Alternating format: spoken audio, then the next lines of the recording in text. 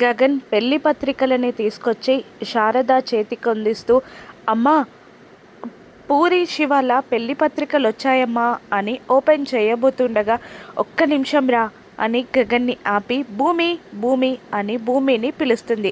గగన్ శారద చేతికి పెళ్లి పత్రికలు అందించగా భూమిని పిలుస్తుంది శారద. డల్గా వస్తున్న భూమిని గగన్, ఏమైంది అలా ఉన్నావు అని అడుగుతుండగా, ఏం లేదు అన్నట్టు అడ్డంగా తల ఊపుతుంది భూమి.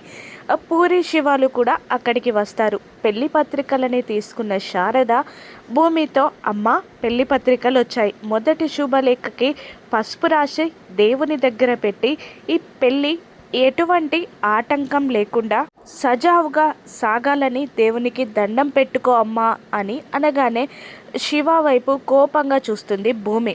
ఈ శివ ఏమీ చెయ్యలేక నిస్సహాయంగా భూమి వైపు చూస్తూ ఉండగా, చెప్పు భూమి, వదినా చెప్పండి అని అంటూ, మా పెళ్ళి ఎటువంటి ఆటంకం లేకుండా నిర్విఘ్నంగా జరుగుతుంది కదా అని పూరి అడగగానే, అవును పూరి, నీ పెళ్ళి ఎటువంటి ఆటంకం లేకుండా నిర్విఘ్నంగా జరుగుతుంది అని మాట ఇస్తుంది భూమి.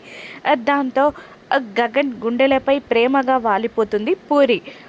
ఆ భూమి మాటకి శివ షాక్ అయి నోరు తెరిచి భూమిని చూస్తూ ఉండగా శివాని కోపంగా చూస్తుంది భూమి. పూరికి ఇచ్చిన మాట భూమి నిలుపుకోగలదా? అసలు పూరి పెళ్ళి ఎవరితో జరుగుతుంది? శివ ప్రేమించింది పూరిని కాదని బిందుని అని గగన్ తెలుసుకుంటాడా? శివ ఇప్పుడు ఏం చేస్తాడు?